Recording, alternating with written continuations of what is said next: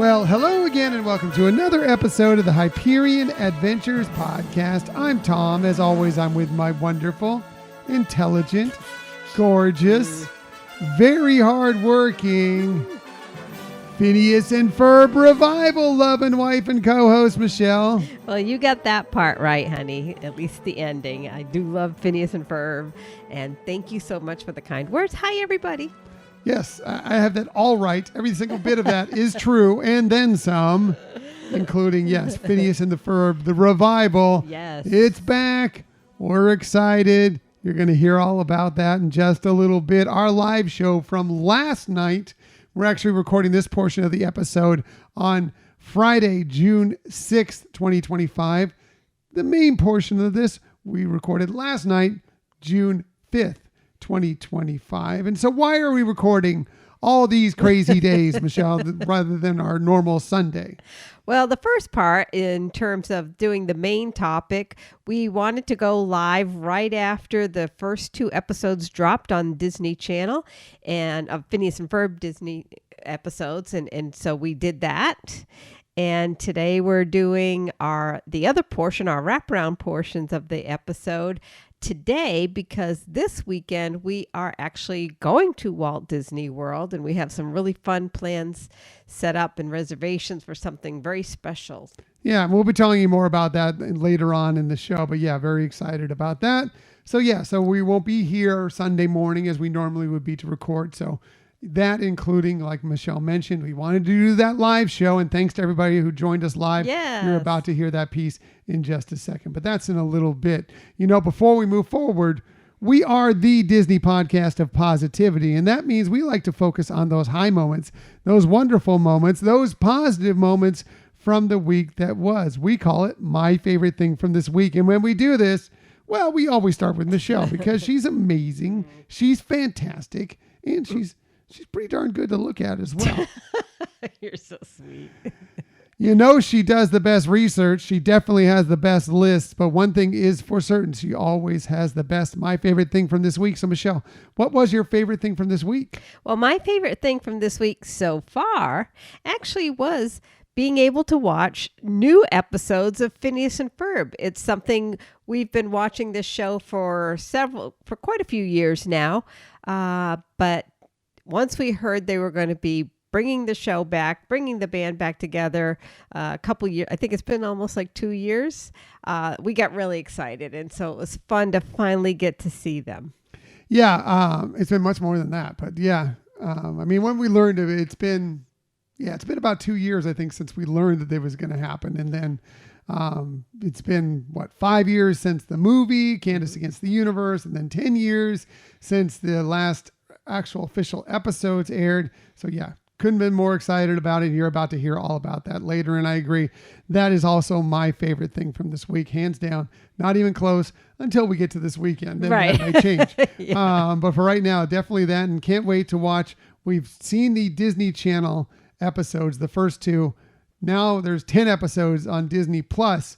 Can't wait to see the rest of those. Probably be watching some of that tonight, I'm sure. Oh, yeah, I'm sure. And we're so excited for one of the writers who was actually a guest on our show in the past, Joshua Pruitt, who actually really helped write a lot of these episodes. So we're very happy for him for the success of this new relaunch, and just really thrilled. Yeah, as we are for all the cast, the crew, everybody who's gone back. They've been looking like they've been having a blast, and it's like they got the band back together. As Michelle mentioned, it's been so great seeing them enjoying this and getting it out, and then having these all come out, and we've only seen two, but they're fantastic so far. So yeah, really, really cool. And again, you're going to hear all about that in a little bit, but well, we should start getting to it here. So we do have a lot of stuff for you this week, including we received a glimpse into the new Cars-inspired area coming to Magic Kingdom. We'll tell you a little bit about that. I like the way it looks. I'm just going to give you a little preview of it right now. Speaking of new stuff coming our way, we also received more info on what's to come at Disneyland in the future. We'll tell you about that as well. And of course, we'll continue our series where we're trying to get Lin-Manuel Miranda to at least acknowledge this show If not, just come on for a full-on interview. Yep, another of our series, hashtag Year of Lynn. But that's all later. Let's go a little bit back in time and bring to you what was the live show last night as we talk a lot about the revival, don't call it a comeback, of Phineas and Ferb. 4, 3, 2, 1, yeah! Summer is starting right now. Summer is starting right now. Summer is starting right now. School's out, we just got through it. Summer starts now, so let's get to it. Hello and welcome to the unofficial, official Phineas and Ferb revival wrap-up show. Welcome to it. What'd you think, everybody? We just got through those first couple episodes of the return, the revival. Don't call it a comeback. Don't call it a reboot. It's the revival of Phineas and Ferb. Really, really cool, wasn't it, Michelle? Oh, it was. It was amazing and so exciting. I've been waiting for it all day, and it's great that we finally got to see it, and I can't wait for more episodes. Me too. Me too. Well, I mean, not that should come as a surprise to anybody, right? Because, we're Phineas and Ferb fans. We've said it for many, many years on this show. We've said it for many, many years. you all our posts on social media. We're all about it, and we're happy to have Phineas and Ferb back in our lives. Not that it ever left. Well, it took us a long time to get there, so I'm glad we finally did get there. And you're right, it's exciting. It is exciting. What were your initial thoughts? It was just good to be back in that world, back with the characters we love, just falling right back into place. I mean, I know they made a few little comments, a few little jokes about kind of being back and being gone, and even for the second episode.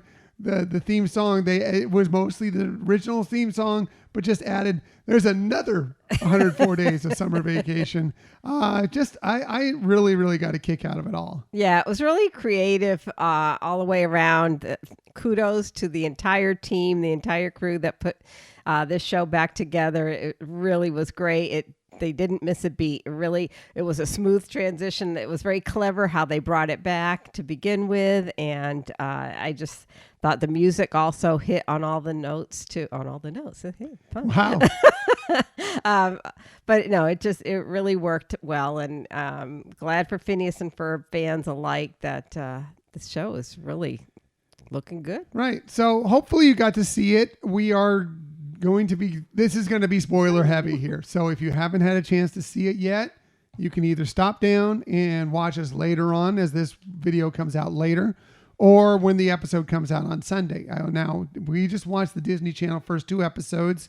And of course, tomorrow, as we're recording this on June 5th, it drops on Disney Plus on June 6th, and they're going to be dropping more episodes. Right. I believe it's 10 episodes. I think, yes. So a lot coming out at once, but couldn't be more excited about it. Hope you're here to join us. If you are, please chime in the chat. We'd love to hear from you.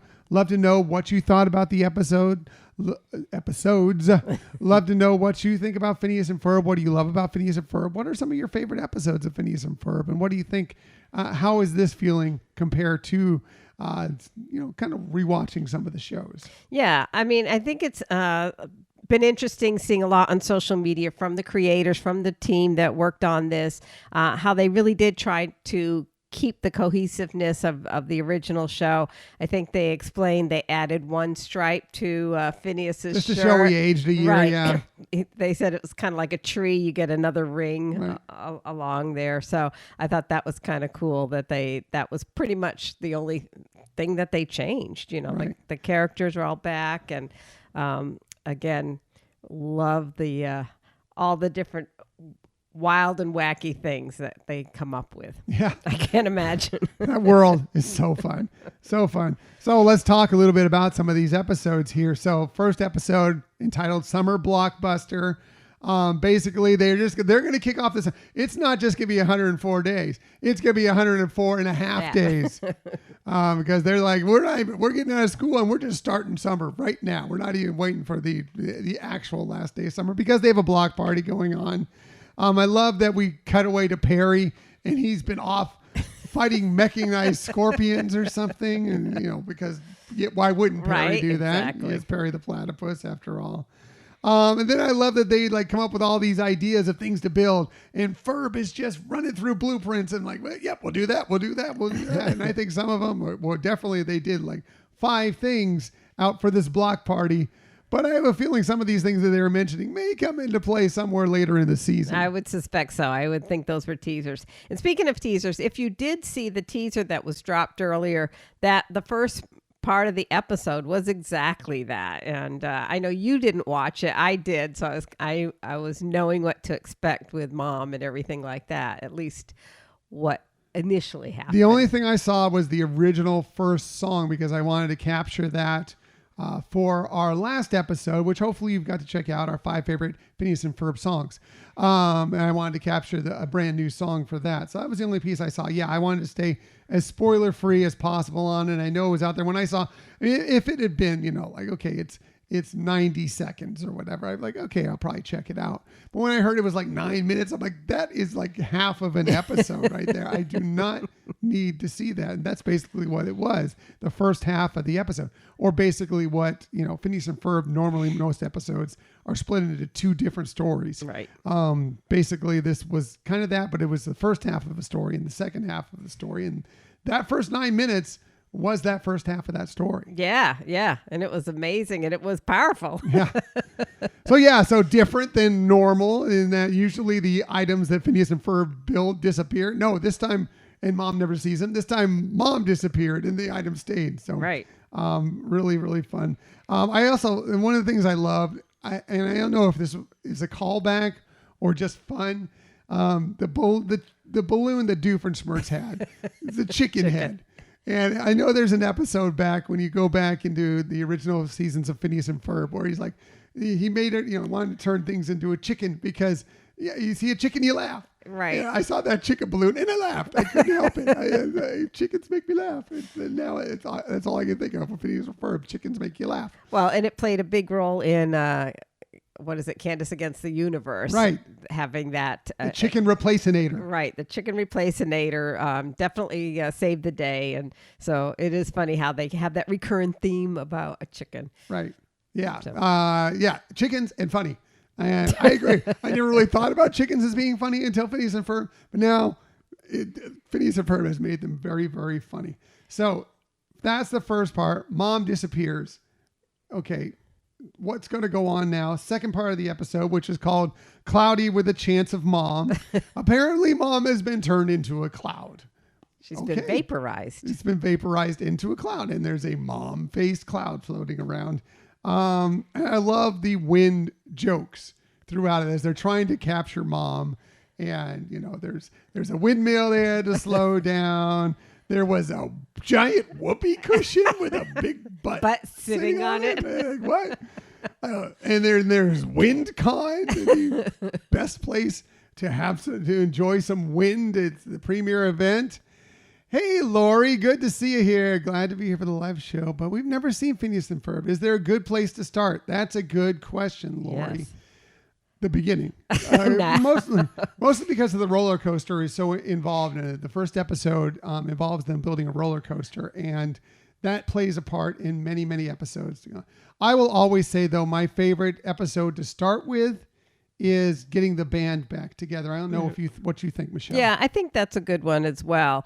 I know that when we did the appreciation show a long time ago on Phineas and Ferb, we had actually, I think, came up with 3 episodes that if you had never seen it, watch those 3 and at least you'll get a good understanding of who the players are, how they interact and everything. Mm-hmm. I do think getting the band back together is one of those things, that one of those episodes that can really help solidify that. Yeah, I mean, I don't think it's not a traditional episode. It's not, there is the Perry battles and everything, but there's not Candace lays low on trying to bust her brothers throughout that, which plays a huge part in most episodes. But it does show their family closeness and how they're willing to always rally together. And we saw that in today's episodes, how the family is willing to get together when it's important, even though, Candace is always trying to bust Phineas and Ferb. and and they are just trying to have the best summer day ever. Right. And but when it comes down to it, they're a family and they get together and they do important family things. But really think you'll enjoy it. Yeah. Lori. Or Summer Belongs to You is a love it. good one. What's that? Summer Belongs to You is another good episode. Yeah, that's a good one. There are really good ones. Give it a shot. Give it 2 or 3 episodes. Don't just base it on one episode. Watch a couple and then see how you feel about it. I think you'll like it. And actually, and we wouldn't recommend doing this, but our first introduction when we first watched it, and I think we described it on our last episode, is we just by chance had nothing to watch and saw Star Wars, Phineas and Ferb, and new people recommended Phineas and Ferb. So we said, oh, why don't we give this a try? And thought, oh, this is kind of cute. Yeah. And then we watched a few more episodes and I think we were sold. Even better. Yeah. We were sold. So anyway, back to the episode a little bit here. One of the things I liked about WindCon when they're discussing WindCon, the biggest event for wind, was that, oh, what do you think about WindCon? Oh, it blows. Better than VacuumCon, though, because it sucks. I love wordplay like that. Some of the writers are so brilliant on some of the stuff like that.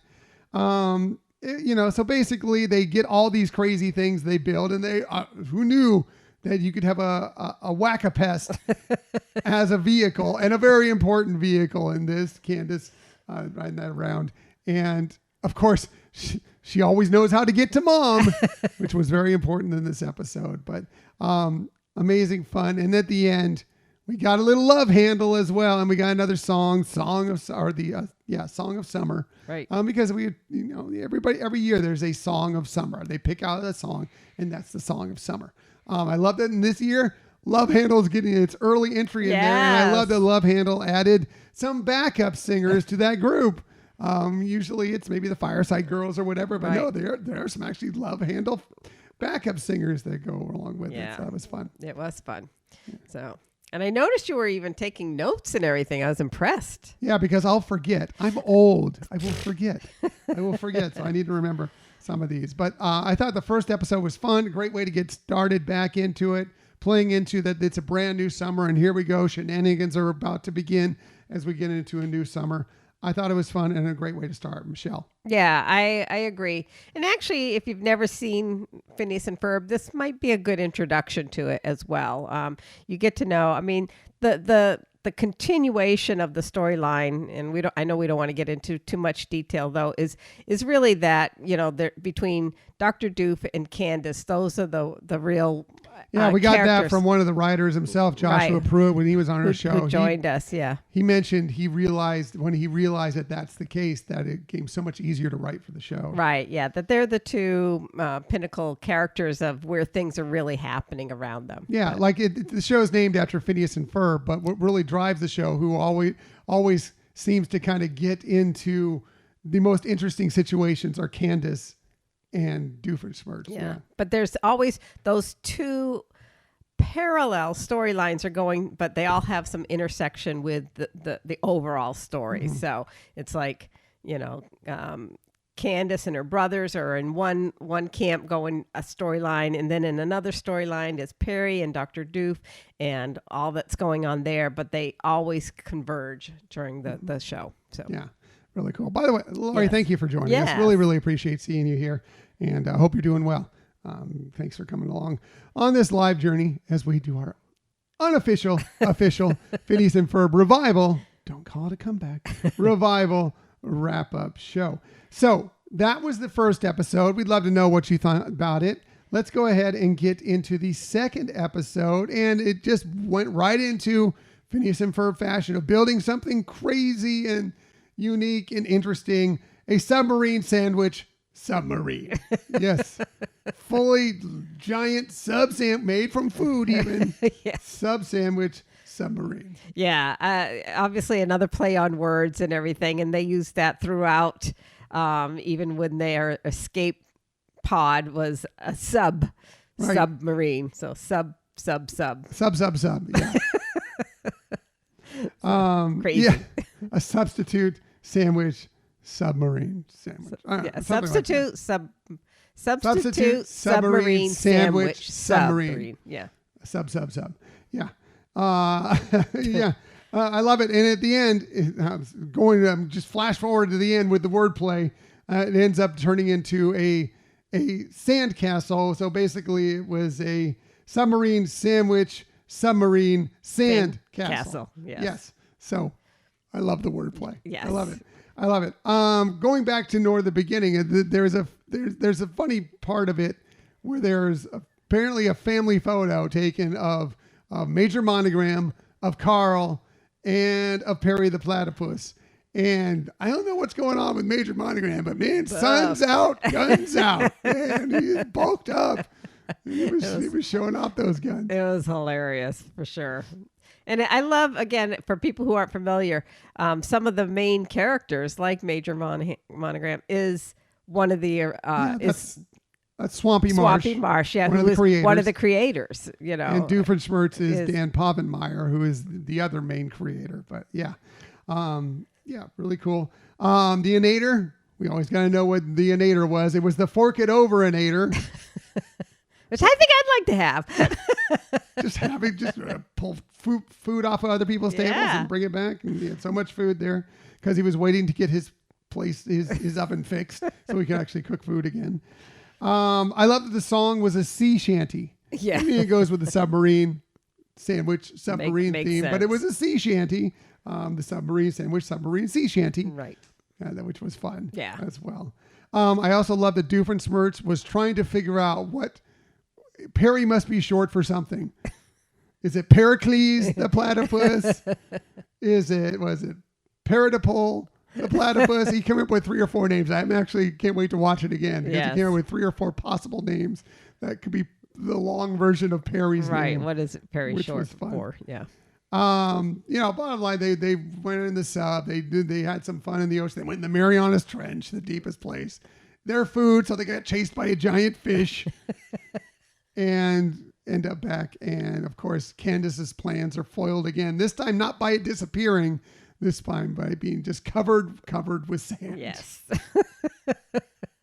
Too funny. So fun. I mean, I know you have the other episode to talk about, but one of the things I was overall happy about is I like that all of these initial episodes were just pure fun, funny, playful. I know that there are times they'll do episodes where it's really touches your heart. I was kind of glad to see this wasn't one of those that got so emotional. It was just like, right now, let's just watch it and have fun. And I think that's what this I think really the first was one about. got a little emotional. A little bit. There was a little family thing going on there. A little bit. This one didn't get so emotional. But it was just, it was more of a classic Phineas and Ferb episode. Well, and I don't know if you realize in that first one where the mom was talking about every summer she takes a picture of the kid, with the kids. And there were 5 pictures there. So I was thinking all 5 seasons. Right. Although there's one. If you notice one of the pictures, it's just Mom, Phineas, and Candace. Ferb and the father are not in that first picture. Oh, I didn't notice that. It was the second picture when they're all together. Because it's a blended family. Right. It's a blended family. So interesting. Yeah. Hey, Young Adventures. Good to see you. You're excited for it to hit Disney Plus. Yeah. Yes. Sorry if we're giving away spoilers. But Apologize. you'll still like it. But I don't think we're giving away the lines and stuff. Don't have to wait long. Tomorrow, Disney Plus. Yes. All the episodes, the first 10 episodes anyway, are going to be there. And we'll be there watching it with you for sure. For sure. Yeah, looking forward to seeing them all again. Yeah. And all the ones that are coming up. And I think they've laid out some things that are to come as well. And we're excited for a lot of that stuff that we've seen already. And I'm sure there'll be quite a few surprises. Now, the second half of that second episode was called License to Bust, which basically we'd seen in previous seasons. Candace maybe having a little anxiety. I know that's shocking to people that Candace has a little anxiety, but about learning to drive, and she had her permit and getting to learn to drive, and her brothers help in their way, right? And their dad helps in his way, but she's always so. This is actually the time when she actually got the chance to try and take the test to get her license, Michelle. Yeah, and I know on social media the writers had already explain that Candace would be getting her license this season. So it was kind of fun. Like you said, they linked in the past where she, especially with parallel parking, was always struggling, and how her brothers, and Lawrence is the father, were trying to help teach her how to parallel park and everything like that in a very creative way. And so it was cute to kind of tie in that became one of her concerns for taking the actual test, driving test, was the parallel parking portion of it. Yeah, that was the part of it. But she was so nervous. She was so nervous going into this thing, which shouldn't shock you with Candace. Right. You know, she'd be, and the guy who tested her failed the person before her, and he looked very stern. But she gets out there. Meanwhile, Phineas and Ferb, they're trying something new, gecko gear. Where basically, why not? Why wouldn't you? Yeah, because they saw a documentary on geckos, as you do, and they saw how they could climb all over everything with their sticky paw or sticky hands or sticky claws. What do you call them? Paws, claws? Yeah, I don't know what I you don't call it know. with the gecko. Yeah. Anyway, they were able to use those, and then they decided, you know what? We'll just make it even better and safer for us. We'll put springs on both sides of us because, why wouldn't you? Safety first. And so they're kind of climbing all over town, swinging all over town, using that stuff. And meanwhile, Candace is very nervous going through her test, but she sees her brothers and like, that's it. I'm gearing up. I'm going to drive this thing and catch them and bust them. And boom, there she is. She's focused. That anxiety's gone. She's ready to go. And then she goes through her driving test. Exactly. Like before that, she was like barely moving. In fact, the examiner was saying, "Come on, let's move it, let's move it." And again, I think it was a nice callback to when her mother was one time teaching her to drive, and same kind of thing. Candace was nervous doing it, and then when she saw her brothers and she was trying to chase them down with the car to be able to show her mother what they were doing, this kind of had that same. It was a flashback to that. Right. I think you're exactly right. I think you nailed that very good, for sure. And as it turns out, she passes her test because the instructor, the tester, happens to have a couple sisters that he was always trying to bust as well. So it worked in her favor. I also love, and I want this. I want to see this somewhere. I want to purchase this on Doofenshmirtz's car. He had a hula doof. So it was Doofenshmirtz with a grass skirt with a ukulele that you put on your dashboard of your car. I want that. Disney, I think you should sell that. I think Or you should get it out Funko. there. Funko needs it. And now that they're Funko. coming out with the new ones. That's true. From Phineas and Ferb. Yeah, that's cool. Yeah. By the way, Doofenshmirtz was out shopping. Apparently he didn't get enough food with the fork it overinator. Right. That he needed to get out and go shopping again. He had a cart full of food. And then I love the thought. He was like, "What? I don't even think about you shopping, Perry the Platypus. You know, and like, Right. what's you and your little cart moving around and shopping? That's got to be hilarious." So Yeah, it was cute. I mean, the other thing that was cute, and I don't want to give away, too many spoilers here. yeah, we've just given away both. I know episodes. you can give plot lines. Oh. Sorry, you can give away plot lines, but some of the lines, but the father in it is hilarious. Yeah, that's true. That's true. He doesn't have a lot to say, but what he says or what he does and motions and stuff. Yeah, is actually, he great. was in both episodes very, very little. You okay over there? You need some Yeah, water? I got water too. He was in both episodes very, very little, but he did have some very funny lines when he was in it. And I think that's their typical time. Once in a while he'll be more focused on an episode or so, but most of the episodes he's not predominant. Mm-hmm. Yeah, but just like Ferb. It makes sense. His father, Ferb's father, would be a little like Ferb in that he wouldn't say a lot. Right. But what he said would be really, really interesting, right? Right.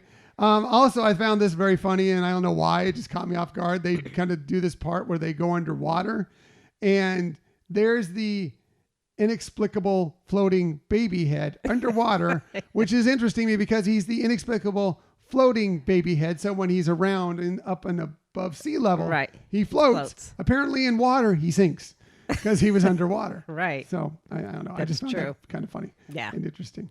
Anyway, enjoyed both episodes tremendously. What did you think about both of them? Yeah, same thing. Well worth the wait. I can't say enough about how much I just feel it is very fluid with the original 4 seasons. Prior to that, even though it's been more than 10 years, it's just great to see that they've come back and just molded it the same way. It's awesome. Yeah, I agree. If this is the start of the season with many, many more great things to come, I can't wait to see them all because I think they're going to be fantastic. Again, we don't have to wait because a lot of them are going to be on Disney Plus tomorrow. Right. And I don't know when it's going to drop or if it's already dropped, but I did read also that the official Disney Channel YouTube was going to be airing them today too. Yeah, I don't know if they're going to drop them now or wait till the Pacific time because Pacific time is also like, sorry for everybody on Pacific time. Yeah. It's starting. But thanks for coming anyway. Yeah. The show does start at 9 p.m. there too, so we're kind of jumping the gun on you. Didn't I say 9 p.m.? Yeah, the show starts at 8 p.m. there. Oh, sorry. Our show starts at 9 Yes. p.m. Their show starts at 8 p.m. Thank you. It's been a long day. It has been. Yeah, 8 p.m. Pacific time as well. So for those of you to check it out over there. But sorry if we spoiled it for you, but I think you'll enjoy it anyway, just the same. Yeah, I think knowing the plot lines isn't going to spoil the experience for you because it's still and we watching didn't touch the on characters. Everything. Right. I mean, I don't think we saw everything that there Right.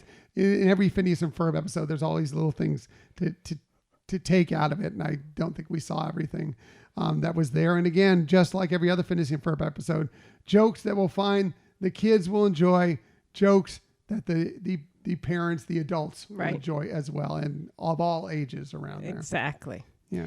All right. Well, speaking of other episodes, I have an official quiz here. Phineas and Ferb quiz. I'm no good with it's quizzes. Not about it's about the original episode. It's not about this new one.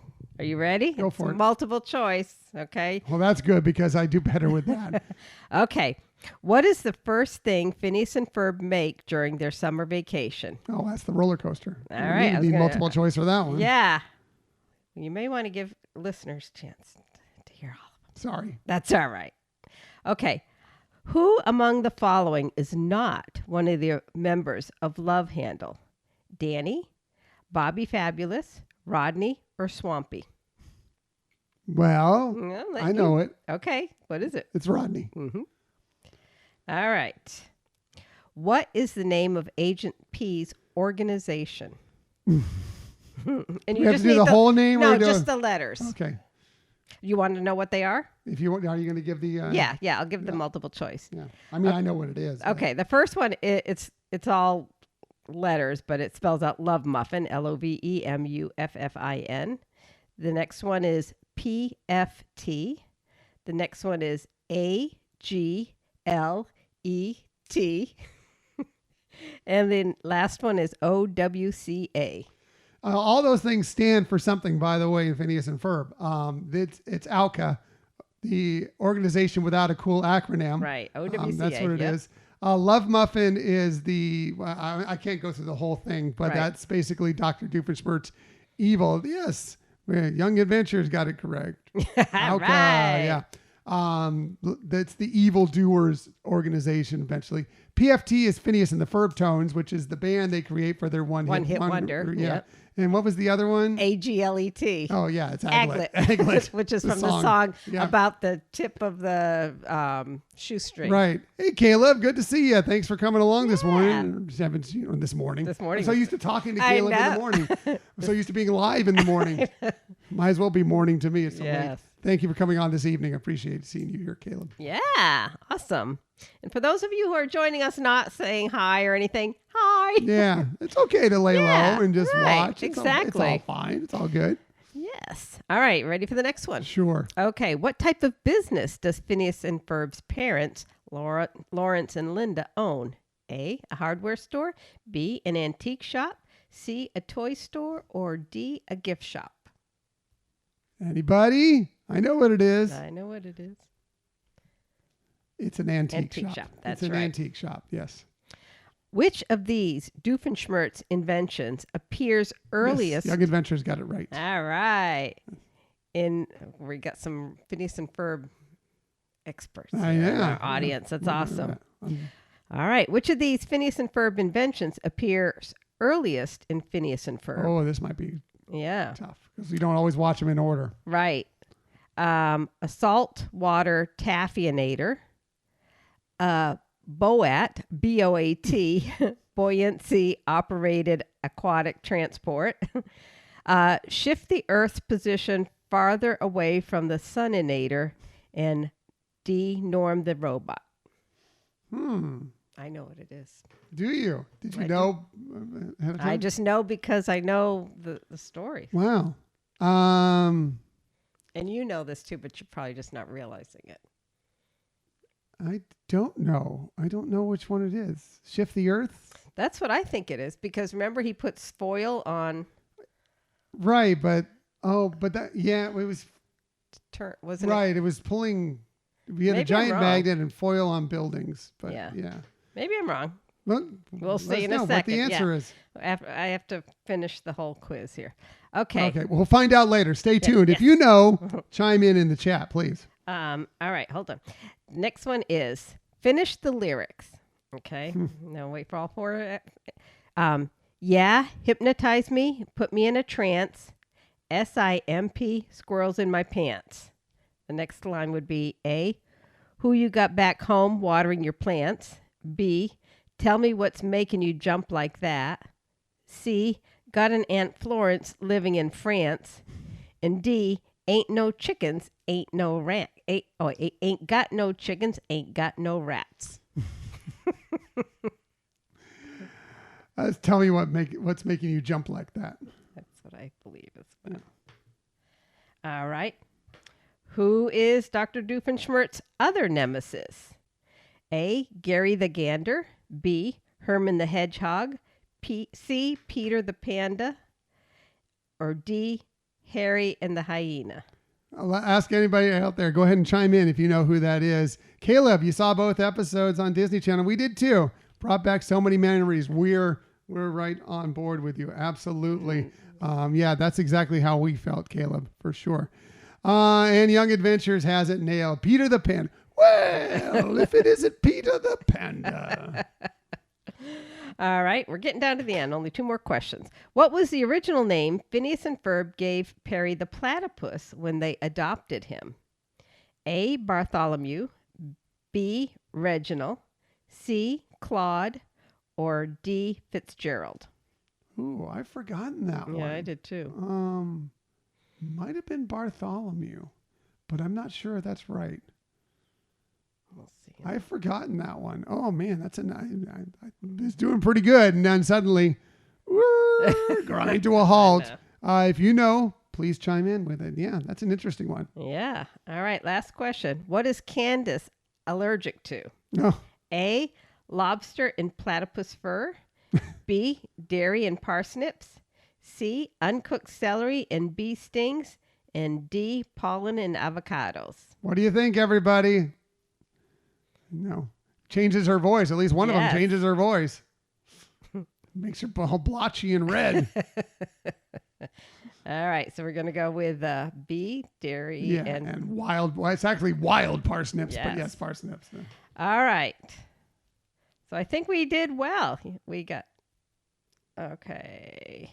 How'd we do? What is it? All right. The drum roll. Yeah. So I don't have the questions here, but okay. So roller coaster was the first one. Okay. Rodney was the second one. Yeah. I know we said that. OWCA was the third one. Antique shop. Norm the robot Was the first one. Wow. I thought Norm came a lot later. I mean, I know he wasn't that long, but I didn't think it was that early. Yeah. The sixth was got Aunt Florence living in France. Really? For this, all those lines were from the song, I'm pretty sure, but missed that one. Yep. Peter and the Panda, or Peter the Panda. Bartholomew. We got that one right. Yeah, okay, Perry's original name, and dairy and parsnips. Okay, So, pretty there you go. good. Very cool. So yeah, we're just here to celebrate Phineas and Ferb, celebrate his return. Love to know what you think about Phineas and Ferb. What is your favorite all-time episode of Phineas and Ferb? Michelle, what is your favorite all-time episode of Phineas and Ferb? Well, I guess my favorite all-time was, I think it was called Summer Belongs to You, where they took the plane to go around the world in one day. I think that just has a lot of elements that really show the emotional side of what these characters bring to the table. I can totally get, and I know we talked about this last episode with the songs, how Candace and her neuroses and seeing Jeremy in Paris and being worried about their standing. And then obviously with the relationship between Phineas and, I'm blanking now on her name. Isabella, yeah. I had all the other characters' names. It's late. I know. Isabella, and how she felt for Phineas. And it was one that's... What about you? Well, it's getting the band back together. I think, the fact that I mentioned it earlier, it's, that one just strikes every chord with me. I love it for so many reasons that, the music, and I love that there's some little education that goes in there. Right. It's fun. It hits all chords. It can be a little emotional at times. I just love that one. And I'm going to go out on a limb and just say a little bit different episode as well. And it's the one where they kind of show them fast forwarded into the future and their teens. And you kind of see where, this is when they thought the show was wrapping up at that point. And so they were getting close to the end, and they wanted to see how they would kind of be in the future as teenagers. And that one gets me every single time. Yeah. I won't sell it, but I won't tell you why, but really interesting. I was going to tell you something about that, about them being teens. And this was an interview that the writers were doing for the film that dropped several years ago, Candace Against the Universe. And at the beginning song where she's on her bike, and then it shows flashbacks of all the things that they have done. The artist, they said, that did all those flashbacks was a girl who had saw them at Comic-Con one year, and she had drawn on a little piece of paper what Phineas and Ferb would look like as teenagers, and she just gave it to them. She says, "This is what I think they'll look like as teenagers." But they'd gotten her contact information, and years later and that's how when they just that's pretty cool. So they brought her on, and she was the one that I think originally came up with their appearance was. But it's interesting that how they just met somebody, and she was a young girl herself, and then eventually brought her on to be part of the crew. What a cool story. Yeah, I didn't know that story. That's great. Thank you for sharing that, for sure. We did get some responses here. Young Adventure says the one with the giant tree house. That's from Isaiah. He likes the one with where they have the battling tree houses. Yes. That one's fun. Yeah. Caleb says, I use the audio in my Instagram reel from Summer Belongs to You. It's such a special episode to me as well. Nice. Back to Young Adventures. The librarian drummer scene was awesome. Yes. From going to get the band back together. And Caleb, you said your favorite episode is Backyard Beach. That's a good one. Yeah, love that song. It's just gets in your yeah, and you can't stop. Yeah. So many. I mean, I really could go through them and just start naming them, and there's so many fantastic episodes that I just love. I can't get enough of it. I'm so happy it's back, and we're getting new stuff to watch. I mean, especially with Scott coming back soon, because Scott is with us for 6 months out of the year, and he's with his father down in Miami for 6 months out of the year. Well, we're less than a month away till he comes back with us again, and not only he loves watching Phineas and Ferb. We often watch Phineas and Ferb right around dinner time, and he gets a kick out of it, and we have a little routine that we play with him. But the fact that we're going to have new Phineas and Ferb to share with him as well is going to be really, really exciting. Yeah, definitely to have that in the mix. When we were talking about favorite episodes too, I think one of the things that was so impressive now, and we're talking about the first one ever, which is when they build a roller coaster. And later on in another episode, they do the roller coaster again, but as a musical. Yeah. And it's amazing to me how creative they were to take the same storyline with, so much unchanged about that, but put in so much to it that it was like watching another episode. I mean, it was just as entertaining. That's another one of my favorite episodes is that one. And I also love the one where the roller coaster. That's why I was telling you, Lori, the roller coaster episode. While I don't know if it's the best episode of Phineas and Ferb, it is one that, since it started it all off, it permeates throughout the seasons.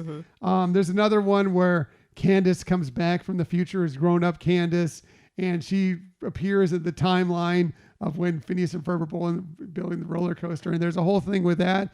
And there's even, I think it's during Roller Coaster the Musical, or there's another one where you get to see a glimpse of grown-up Candace in the background in that same scene. The callbacks are amazing and fantastic if you look around and see it. It's great stuff. Yeah. I mean, the other thing that we haven't talked about much here is that it's also a show that brings in a lot of celebrities to be in cameo, either as themselves or where they're voicing a character. And it's great that they tap in on that source to add some fun to the shows. Yeah, I mean, the cast alone is so talented, and they're willing to do so many different things and so many fun things. Like Phineas's voice isn't the best voice. I mean, Vincent Martella, who plays Phineas, as that character, his voice is not the best singing voice, yet somehow he pulls it off amazingly. I love everything about this. I mean, when you talk about an Olivia Olson and you have a Ashley Tisdale, who plays Candace, Olivia Olson plays Vanessa, and they're amazing voices. Yeah. And then you Vincent Martella, and that's got to be a little intimidating. Right. Yet he goes out there and he does it, and his songs are fantastic. It doesn't matter who they come from. Right. They're spectacular. And this is a love letter to the show, obviously, and I hope that you feel about it the way we do. And if you're new to it like you are, Lori, I hope you get a chance to enjoy it and see it. And maybe you'll see it through the same eyes we do. No guarantees. Everybody likes different things. Right. But maybe so. I think the nice thing and the unique thing about this one is they don't, even though it's kind of set as for kids, they don't talk down to kids. The dialogue is very, I don't want to say adult, so it's like the other, but it's smart. Right. They do things at a level that kids can enjoy, and they throw in enough jokes that kids will enjoy. But yeah, they talk to them in real terms, right, and show real things that are of interest. That I'm not going to say it's an educational show, but there are educational aspects where you do learn things as you go through watching it. I've learned things. I'll never forget. I'm an old man. I've learned things. I'll never forget what it's called. The tip of your shoelace is called. That plastic piece. H-E-L-E-T. Yeah. That's because we didn't get hit by the Inator. Anyway, I'm going to start wrapping things up here. Let us know if there's something you really loved about these episodes. If there's something you're looking forward to this season. If it's just coming back, we'd love to know. Let us know. Hit us up on social media, whatever. We'll share it later on as we go through, and because we're going to record the rest of the show tomorrow. But we're just really, really excited for Phineas and Ferb to be back. I think you feel that way as well, Michelle. Yeah, and any of you who joined us who haven't, when you're talking about Lori or anybody else, and you do watch it, let us know. Join in on our Facebook group and let us all, kind of have that fun together. Yeah. Funny, we had some friends of ours that we've done podcasts with that they never really got into the Phineas and Ferb, and they recently reached out to us specifically, and they said, "Oh, our son is just getting into Phineas and Ferb. He's in on a real Phineas and Ferb kick." I'm like, "You are coming into it. Obviously coming into it 10 years ago would have been fantastic. You're coming into it at the right time with some new episodes to come." Vincent Martella is the voice of Phineas. Liked my Instagram story and reposted it and made my night. Wow, that's really cool. Yay. That's awesome, That's Kayla. awesome. Good for you. Thanks for That's sharing something that. to celebrate. Yeah. That is amazing. Yeah. Really, really fun. Cheers to you. That's cool. That's cool. Nice. Anyway, all right, we're going to get out of here. Everybody have an amazing night. Thanks for coming along as we did our official Phineas and Ferb revival wrap-up show. Live for those of you who joined us live. If you didn't join us live and you're listening to this on the podcast on Sunday or later, well, thanks for listening. We appreciate you. And hopefully we didn't distract too much from some of the live stuff we're doing on the YouTube channel. But really, really appreciate you. Thank you so much. And thanks for, your love of Phineas and Ferb like we do. I mean, again, if you haven't watched it, give it a shot. You might really, really love it. Yeah. It's summertime, so, your regular shows are all done anyways. So why not? Go binge. Go binge. All right, everybody. Signing off for this segment. For those of you on the podcast, we'll be back in a little bit with the usual stuff, the hashtag Year of Lynn. By the way, Lin-Manuel Miranda, are you a fan of Phineas and Ferb? Hit us up. We'd like to know. Hashtag Year of Lynn, the Disney Stories of the Week. All that's coming up in just a little bit. But for all of you joining us here live, thank you for being here with us. Thank you for your input. Thank you. We will be seeing you again some other time. Have a Ferbtastic night, everybody. Summer is starting right now. Summer is starting right now. Summer is starting right now. School's out, we just got through it. Summer starts now, so let's get to it, 'cause summer is starting. I think we all know what this is regarding, 'cause there's a brand new summer and it's starting right now.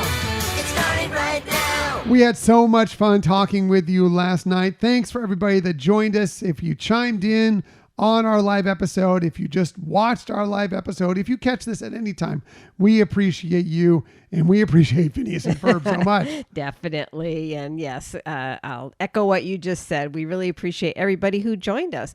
We know that unfortunately, it wasn't dropping like on Disney Plus where everybody could watch it at the same time. So we do appreciate everybody that did take the time to join us. Yeah, and again, it was fun. It was great. It was amazing. The shows were amazing. Phineas and Ferb is a show that's near and dear to our hearts. We can't wait to share those with Scott here once he gets back with us very soon. But yeah. So much fun. Hope you enjoyed it. Hope maybe it's something new for you. Hope you are enjoying and learning about Phineas and Ferb. And yeah, I'm sure it won't be the last time we're talking Phineas and Ferb on this show. And thanks, by the way, talking about Phineas and Ferb a lot over the last week or so plus, we've received some new followers, possibly some new listeners. So if you are a new listener to the show, hello and welcome, and thanks for coming along. Yeah, we really appreciate it. Absolutely. So moving on to what we normally do on a weekly basis, we are trying to do this thing where we get one Lin-Manuel Miranda to at least acknowledge this show, if not come on for a full-on interview. Every week we drop a tidbit on our hashtag Year of Lynn, something Lynn related. I don't know if he's a Phineas and Ferb fan, but it would not shock me. I tried to look everywhere. I did not find anything officially Phineas and Ferb and Lin-Manuel Miranda. But would it really surprise you if we suddenly saw a cameo from Lynn on Phineas and Ferb? Wouldn't be surprising at all. Right. Completely. But he has not done that yet. We talked about Phineas and Ferb, of course, for this episode, last episode, so much. And of course, it's all about summer with Phineas and Ferb. And this is the restart of another summer. Well, you know who else likes songs about summer? Ooh, honey. That would be one Lin-Manuel Miranda. Surprise, surprise. As a matter of fact, he included, when we released the film version of his stage show, his first big Broadway hit, In the Heights, he wrote a brand new song for that movie when it came out. It played during the credits. It had Mark Anthony as the voice within it, and it was called Home All Summer. It was, like I said, it was a song written for that. It's a song about feeling of belonging and the joy of spending time with your loved ones, maybe during the summer. Like, what's wrong with being home for summer? Home All Summer. And the song features, like I said, Mark Anthony. It was even included on a show that we also liked, Zoe's Extraordinary Playlist, that TV series. They would just randomly break into songs, and that song was included in there. And I thought you might want to hear a little piece of it here because it's really a catchy and fun little song. So here you go.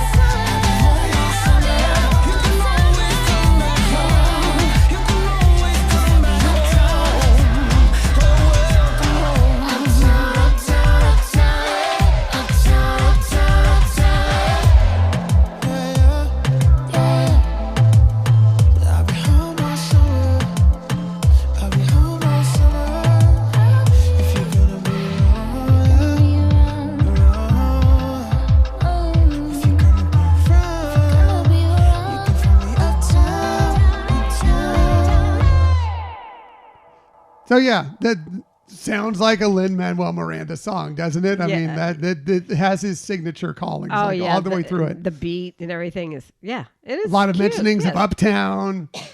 Right. And I like you said, it's just really a nice, catchy tune. Yeah, it's fun. It's great. There's much more to it than that. I didn't want to bring you the whole song because we've talked enough and we rocked you enough songs last week. Plus, I don't know if there'll be some issues with playing too much of the song. So I just wanted to give you a piece of it. But I love that, hey, Phineas and Ferb are all about summer. Lynn's digging some summer too. Just as we mentioned in a previous episode, maybe don't bring up summer camp with Lin-Manuel Miranda. He's not a big fan of summer camps. Go back and find that one. But yeah, I really wouldn't be surprised if we saw Lin-Manuel Miranda doing some sort of piece on Phineas and Ferb sometime in the future. And by the way, Lynn, if you're hearing this, which I know you are, because I know you're checking in on these things every single week, if you want to talk Phineas and Ferb, sure. Yeah. Come on board. We'd be happy to have you.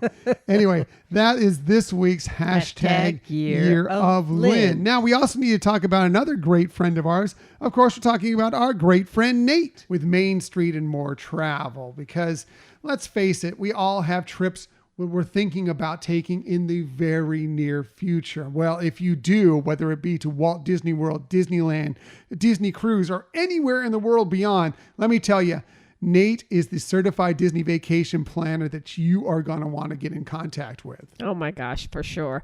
As we, mention all the time, he really has firsthand knowledge of things, so he can really help you plan, customize a trip that is going to be the best for you, answer your questions. It's really concierge level planning that doesn't cost you anything. High end. It is high end stuff that he will help you out with, answer all your questions.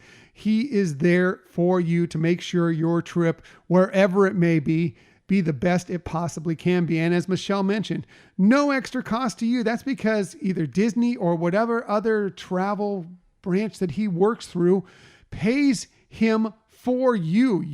What you end up paying is exactly what you pay if you did all that work yourself. Only you can save that time and just relax and enjoy and let him set it all up for you. Right. And you know what? He may even be able to save you some money from you doing it alone, because he is on top of all the deals and steals that are out there. Yeah. I mean, there's never a guarantee, but let me tell you, if there's a discount out there, Nate will find it for you. So what you got to do is go to DizTripsAndMore.com, fill out the form there, and just contact him, talk to him, tell him what you want to do, and let him get to work for you. Right. So as Tom mentioned, once you fill out that form, Nate will be back in touch with you to start that planning, but be sure to tell him that Tom and Michelle sent you. Yeah. Again, that's Nate with Main Street and More Travel. Okay, let's go ahead and get to the Disney stories of the week. I'm going to start with, we received a glimpse into the new Cars-inspired area coming to Magic Kingdom. Don't know if this alleviated some people's fears, some people thrilled, some people not so much. I actually saw some pretty good input on what they've decided to do with this. And you should look at the concept art because it'll give you a better idea of this just from me talking about it. But let's go ahead and get into it just the same. This came from the Disney Parks blog. They say cars around the country are fueling up to be the wildest racer in the wilderness. Of course, we know that fans are curious to see how the exciting new backdrop for the big rally race will fit into the waters, landscapes, and storytelling at Magic Kingdom. So on Tuesday, Disney shared that Piston Peak National Park will be the name of the new portion of the park. And they, like I said, they put out the concept artwork. One of the things I loved about it is they're keeping, maybe it's not the entire Rivers of America. You're not going to be able to ride the steamboat all around it. Yes, that's disappointing.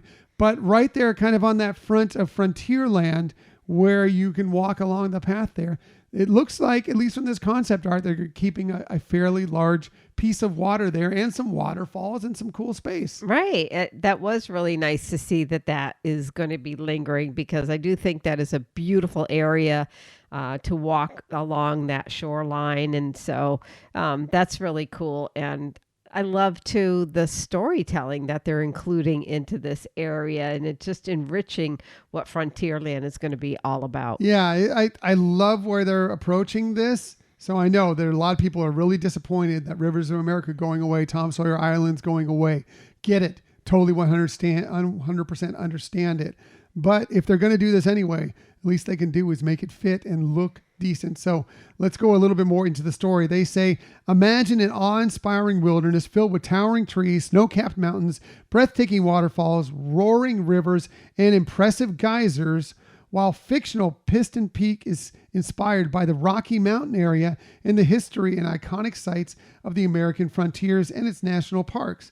Inside Piston Peak, guests will be able to see and explore the Visitor Lodge, Ranger HQ, trails, and more, all set within the Disney and Pixar Cars universe. So apparently there will be some walking trails that you can go through here. I don't know if it's going to have as much, play around areas as maybe we're on Tom Sawyer's Island, but it does sound like there's going to be some areas where you can kind of take in what is their nature and what they're going to be doing there as well as the attraction. Right. And, if you think of how they have recreated it and captured the theming at Wilderness Lodge of, the Great Northwest, I'm looking forward to seeing a lot of the wonderful theming that they're going to bring to this. It's going to be so beautiful, I'm sure. Yep. Going from our history of knowing Cars Land and knowing what a great job they did with that gives me a little bit of hope that this will turn out okay. Now, again, I get everybody who's disappointed Rivers of America going away, but I think that they know they need to get this right. And I think they seem to be trying their best to do so, including the original concept artwork didn't look to have that river there. I think they heard and decided to keep that, at least a little piece of water there. Anyway, they go on in the story to say, to make sure these buildings fit naturally within the surrounding majestic landscapes, Imagineers are using a style of architecture called parkitecture. I love a play on words, which was developed by the National Park Service to create structures that harmonize within the natural environment. From the outside, trees will provide a natural barrier between the off-road rally and other parts of Frontierland and Liberty Square. Rugged mountains with dramatic peaks will be nestled along a calming waterway across from Grizzly Hall, and soaring geysers from the famed Big Thunder Mountain Railroad will stretch into the trails of our off-road rally. So they're kind of incorporating the lands around it into this themed area. So, yeah, it really does sound like it's going to be fun and it's going to be attractive to look at. And I think it'll be very pleasing once it's all there. Like you said, I understand people's disappointment with what's going away. And hopefully this will satisfy some of that once it's all completed. Yeah. I mean, there'll be some people that it just won't, and you get that and understand, and all feelings are valid on that. But they decided they need to do something with this space, and this is what they decided to do. So if they can make it fit in the best way possible, is it the Rivers of America? Is it Tom Sawyer's Island? No, but you do the best you can. They wanted to make sure that, yes, they're getting ready to start doing this thing, and they're going to get started to do this thing pretty quickly because as work revs up, they say the Rivers of America, Tom Sawyer Island, and the Liberty Square Riverboat will be closing on July 7th. So that doesn't give you much time. That's a month, just over a month from when we're recording this. By the time this airs, it's going to be less than a month. So if you want to get out there and see those areas one last time, you got to get out there soon. Also, the railroad will be closing down because not only that, they're going to start construction on Villains Land, the area behind Big Thunder Mountain. So it's not closing completely, but the railroad won't be doing the Grand Circle tour. It'll only be shuttling between Fantasyland. No, yeah, I think it's Fantasyland, the Fantasyland Tomorrowland area, right. The Fantasyland and the Main Street station there. So, and it's just going to be kind of going back and forth. So, unfortunately not the grand tour, but if you still want to hop on the train to save your feet some effort, then you got some opportunities to do so there. So anyway, I like it. I hope it's great. It looks like it could be, and we'll see going forward. Right. Yeah, absolutely. And I think I've already shared with my thoughts of it. So very cool. Very cool. Moving on to Disneyland, where there are lots of plans coming here as Disneyland Forward actually moves forward. This also came from the Disney Parks blog. They said, we're excited to share a peek behind the curtain at some of our long-term plans to expand and grow at Disneyland Resort. Plans are underway for a new parking structure and transportation hub that will be built on the east side of Disneyland Resort on a portion of what is currently the Manchester cast member parking lot. Now, they need a new parking structure because if you remember, or if you don't know, the Toy Story lot, which is a large lot that's a little ways away from Disneyland, but it's taken a lot of cars go there to park. That is going to be used for more park spaces, more resort spaces, doing some other things there. So they needed to add more parking. So that's what they're doing here. This new parking area will provide approximately 6,000 parking spaces, shuttle and rideshare area, security screening, and dedicated access for traffic off of Disney Way, improving parking and traffic flow throughout the resort area. From the concept art, you can see there's a new transportation hub bridge. There's a brand new pedestrian bridge that goes over Harbor Boulevard there, leading to an all-new Esplanade arrival experience. It looks phenomenal. There's a big, beautiful Disneyland side there. It looks great. I love it's a parking garage and a pedestrian bridge, but it looks fantastic. It looks like it's going to blend really well with that entrance. Absolutely, 100%. And we've seen how the walking bridge, how convenient that is currently on the other parking. What is it? Not Toy Story. Over from Mickey and Friends lot and the right, Pixar Palace lot. Right, yeah. right. And the other thing that, in addition to that walkway, well, while we're on the walkway, I do like, hopefully this artist rendering is going to be accurate. It looks like you're actually walking over the area where the monorail passes through. So you might get to catch a view of the monorail. Yeah, I'm not sure if it goes over the monorail. The monorail, it kind of goes by there. I'm not sure. But yeah, it was hard to tell from the artist rendering, but at least in that area, like maybe you'll be able to see the monorail. The other thing is the newer parking lots that they've built out there. I love how they have the overhead signal lights that where there's area for parking and especially so later in the day row, when they're not guiding you in or whatever it might be. Yeah. It's not one of those where you'll go all the way down the end of the row and like, oh, there's nothing. Let me circle around and go another one. Before you even enter a row, you can see if and where those spaces might be available. I'm sure they'll have that with this parking garage as well, if not even more updated stuff. You never know. You never know. Also, moving on, as we continue to add new experiences at Disney California Adventure, they were excited to share that the upcoming attraction themed to Pixar Animation Studios Coco, we now know where that's going to be. That's going to be located near Paradise Gardens Park and Pixar Pier. Matter of fact, you can see in the concept artwork a little bit of a piece of the Incredicoaster in the back. Mm-hmm. So it's kind of going to be on that side, very close to the Incredicoaster. I don't know. I assume the Paradise Gardens restaurant staying, but I don't know for sure. Yeah, because I thought they were saying it was kind of behind that. Well, what they're saying is that the construction is going to begin backstage. That area is going to remain open, at least as they started. The construction starting this fall.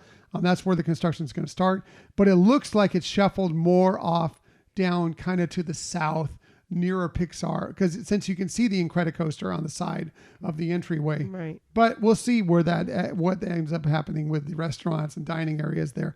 But it totally makes sense as the area. That's where they've held all their Coco themed shows and events and everything. And it's a space that's kind of a dead space outside of the restaurants there.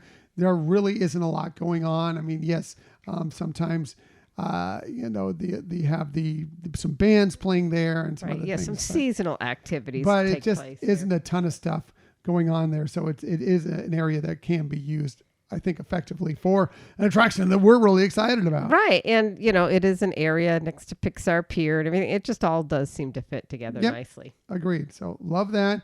And additionally, they say we're looking forward to transforming a portion of the current Hollywood backlot area into their Avatar destination in Disney California Adventure. This project is still in the early stages of development. Additional details will be shared later. Maybe at Destination D23. We'll see. Nice, Coming up in a couple months. We'll see. But I'm sure sometime in the near future. So basically, again, if you know Disney California Adventure, that area is really significantly a dead space. There's not a lot going on back there. Yes, there's Monsters, Inc. Mike and Sully to the Rescue, which... sorry for everybody that loves that attraction, but that will be closing in early 2026 to make room for this new Avatar-themed area. From what we know right now, our theater, the Hyperion Theater, will still be there between Avengers Campus and this new Avatar-themed area. We haven't heard anything different. Seems like it's going to be there. we'll see. Now they just need to put a new show in there, Right. hopefully soon. We'll see. But yeah, that area, I totally makes sense to put something new in because it's just, there's like a utility space that they do some pop-up shops. There's another shop. There's like some place to get, there's like a food truck there, Right. and some place to get some drinks. And it's a lot of space that just doesn't have a lot going on. So, Right. as much as, a lot of people love the Mike and Sully, the Monsters Inc. attraction. It's a cool dark ride. It's not one of our favorites, but I get it. It's a cool dark ride. I know some people will be sad that it's going away. They needed to do something else with that space. Yeah, and I don't think the technology on that dark ride is very current anymore anyway, so I don't, something would have probably had to have been done to attract more people there as well. Right. It was also it was this attraction that was off in a corner that was away from virtually everything else that, it was awkward to get to. There's, you go there and then what do? You leave because, they do have the stage there and sometimes, you get people playing, like we get bands from around the country, high school bands and Right. and youth choirs and stuff they play there. And I don't know what's going to happen with that. I don't know if they're going to have a new space to do things like that. But other than that, there just wasn't a ton happening there. Right, exactly. So it's good to hear that they're going to finally utilize that more in a very exciting way. Yeah, a very exciting way. And I'm sure this isn't it for what's to come for Disneyland. We know there's more to come. I'm sure we're going to get more news. Maybe a Destination D23 as early as within a couple months. Maybe it'll be more the D23 Expo next year. Don't know, but I know there's more to come. But just very excited for a lot of updates that are coming to the Disneyland Resort very soon. Yeah, and they're, keeping on task with making sure a lot of these things are already in the works, getting moving, and so it's exciting times. Yep, it is exciting times now. Expect some closures and some difficulties for a while out there once these happen. They're pausing the Run Disney races out there for at least a couple of years while they're doing this construction, but it's all for good in the end, and happy to see that happening. Yeah. So that's it for the Disney stories of the week. However, we never leave you without giving you some sort of tip that might help you on your next vacation. And when we do this, we always start with Michelle because she's amazing, fantastic, all things good in the world. She does the best research. She definitely has the best lists. She also always has the very best tips. So let's get to it. Here's Michelle's tip of the week. You're so sweet. Well, my tip of the week is if you're ever going over at Epcot to the seas with Nemo and friends, and you're going inside and looking at all the aquariums and displays, etc., you may not know, but they do have this Finding Dory's Friends little booklet with stickers, and it's just really cute. It's something fun for kids, and we are always saying how Epcot can really definitely encourage more things for kids because it's not the park for little ones. And so here's a little something that I think whether they're playing with it, going through it, it's very small, but whether they're going through it while they're at the park or a cute little souvenir when they get home to remember being there, it's something to pick up. But you can just go, and they usually have a little table set up that you can just pick them up. But if you don't see them, you can ask any of the cast members for the Finding Dory's Friends little scavenger book. Yeah, that's cool. It's fun. Yeah. More stuff to do, more fun stuff. Yeah, I love scavenger hunts. I know, and it's something fun to do. It's got little stickers and just cute souvenir. That's great. I love it. Michelle's tip. Always the best tip. My tip this week, I want to talk a little bit about how we watched Phineas and Ferb live on Disney Channel. Because we, a few years back, decided to cut the cord. Okay, we don't have cable anymore. At least not for television. Just last year, we completely cut out like we had YouTube TV, not to sell them or anything, but we did have that for a while. So you could still watch a lot of channels. We decided we were paying a lot of money to watch things we could watch on the regular streaming platforms instead. So we cut that out too.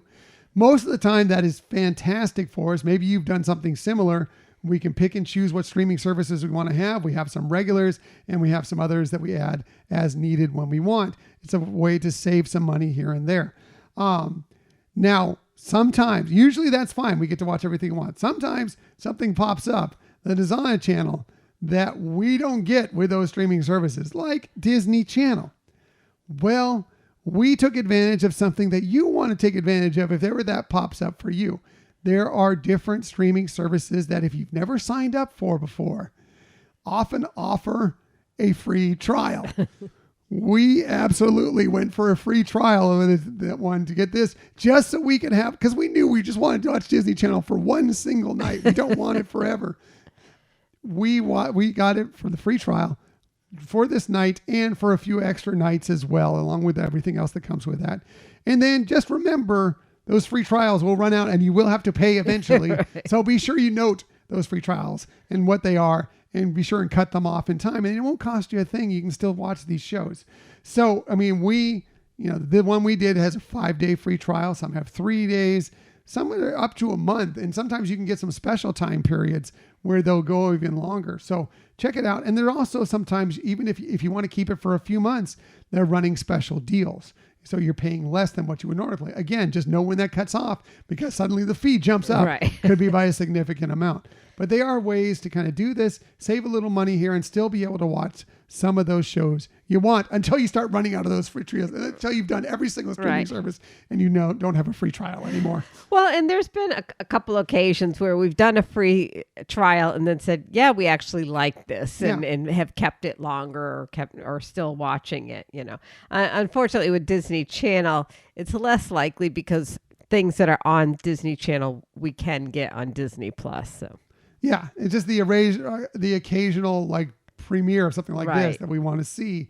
And occasionally there's a big event that we want to watch on something. And sometimes this happens, but it's few and far between. So we're going to stick with cutting the cord on those things. But you never know, streaming service out there, when we might take advantage of your little free trial. That's right. And thank you for everybody who offers that. Thank you so much. Yes. We appreciate you so much. Good tip. Thanks. So that's it for this week's show. Next week, well, as we already mentioned, we're heading out to the Walt Disney World Resort beginning very early tomorrow morning, because tomorrow morning, pouring one out for Muppet Vision 3D. It is the final day of Muppet Vision 3D. So we are going to get out there. We are staying overnight, so we get early entry into the parks. We're going to try and we are going to do early entry into the parks to go and see Muppet Vision 3D one more time on its final day at the parks and pay our respects to an amazing, amazing attraction that has had such a wonderful long run, and to all our friends, the Muppets there, in hopes that someday something that either show comes back or something at least adapted off it comes back at some point. But for right now, we don't know that, so we're going to pay our respects. So we're going to get out there and early entry that. And then there's also 2 more new shows that we want to see. The Little Mermaid musical spectacular. Definitely want to see that. I've heard great things.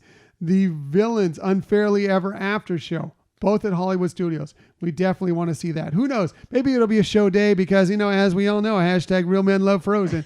Maybe we'll go and see Frozen Sing Along Spectacular as well. We don't know, but we're going to do all that. And then later in the evening, once we get all that out of the way, we're transitioning over to Epcot because we have a reservation at Geo 82, the brand new Spaceship Earth Lounge. Taking that in, sampling that, and we will give you our review on what we thought on all those things, including that Geo 82 stay. Yeah, visit. So it's so exciting to be able to get to experience some new things, so 3 new things. And like you said, to pay our respects to Muppet Vision 3D that's going away. We're very thrilled that we have the opportunity to do that as well. We know it's going to be a big crowd, a lot of people there. We hope there are a lot of people there to say goodbye to the amazing attraction that is Muppet Vision 3D. That's why we're getting there early. Hopefully, we may still have to wait because I expect it to be the turnout to be amazing for that. But we're going to try and knock that out early so we can get to some of the other stuff. But yeah, it should be a fun weekend. We're staying at the Riviera Resort, so we're just a Skyliner away from both those parks.